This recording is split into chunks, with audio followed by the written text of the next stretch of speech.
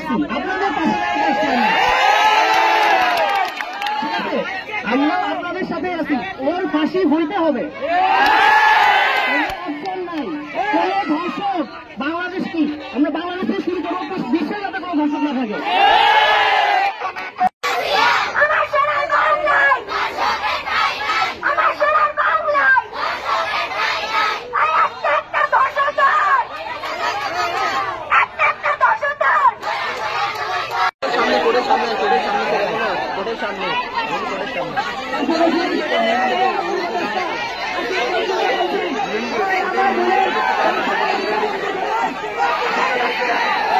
ধর্ষক না থাকে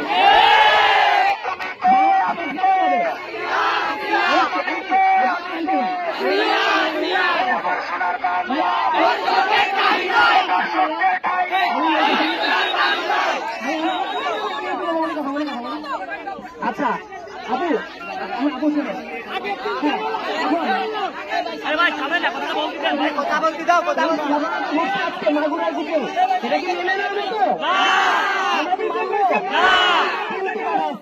কথাটা হচ্ছে মেইন যে আসামি আমার বোনটা যদি আজকে সেন্স থাকতো তাহলে কিন্তু তার কাছে আমরা শুনতে পারতাম যে মেইন আসামিটা কে। আপনি বলেন মানে আমরা কিন্তু চারজনকে সন্দেহভাজন চারজনকে আমরা গ্রেফতার করছি আপু।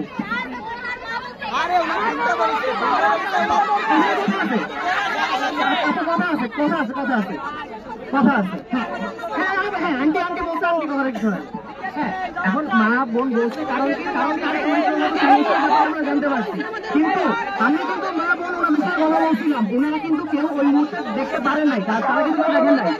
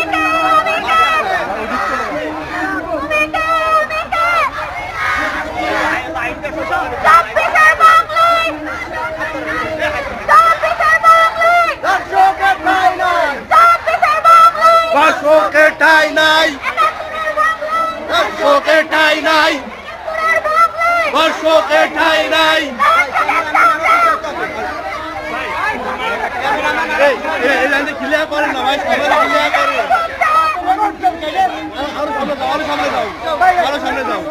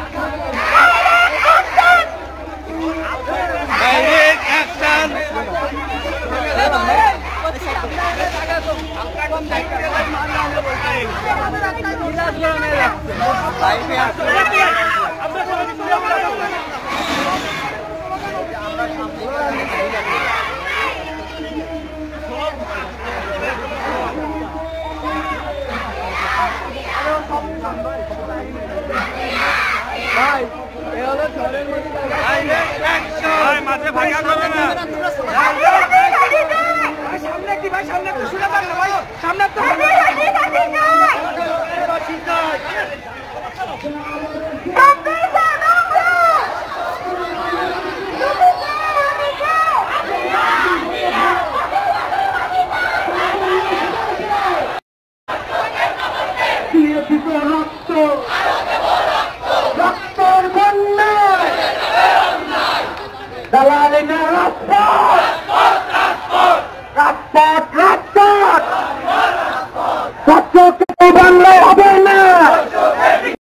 কুষ্টিয়াতে এক যুবককে 10 টুকরা করেছে ছাত্রলীগের সচিব, সে নিজেই স্বীকার করেছে। এই দেশে এক সামাজিক নৈরাজ্য চরম আকার ধারণ করছে। এখন শুধু বিএনপির উপর আক্রমণ নয়, লুটের টাকা ভাগাভাগি করতে তারা নিজেরা নিজেদেরকে হত্যা করছে।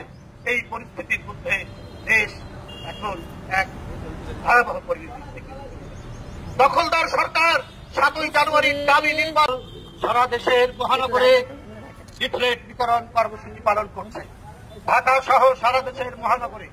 বন্ধুরা, আবার আজকে বাংলাদেশ এক চরম অন্ধকারের মধ্যে নিমজ্জিত হয়েছে। অর্থনৈতিক ক্ষেত্রে, সামাজিক ক্ষেত্রে, আর্থিক ক্ষেত্রে এক ভয়াবহ নৈরাজ্য চলছে। বন্ধুরা, আবার আপনারা দেখেছেন বাংলাদেশের সার্বভৌমত্ব দুর্বল করা হয়েছে, তামাশা করা হচ্ছে বাংলাদেশের জনগণের সাথে। আমাদের ভারত বাংলাদেশ সীমান্তে বাংলাদেশিদের পাখির মতো গুলি করে হত্যা করে। আর গতকাল বাংলাদেশের 3টি ছাগল নাকি ভিতরে গেছে, তাদেরকে বিএসএফ ধরে ফেরত দিয়েছে। এটা তামাশা করা, এইটা বাংলাদেশের